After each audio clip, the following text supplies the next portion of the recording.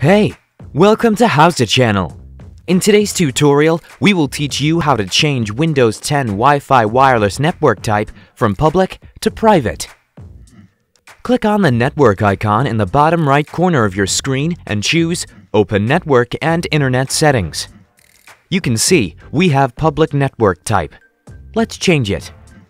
Click on Change Connection Properties. Click Private under Network Profile. Go back and click on Status on the left side menu. You can see that network type is now set to private. Easy! There's one more way to do it. Go to Cortana search line and type Home Group. Click on it to open. Click on Change Network Location. Click Yes in the pop-up notification. Done! Thanks for watching the video. Please like it if you use any of our tips and tricks. Subscribe to our channel.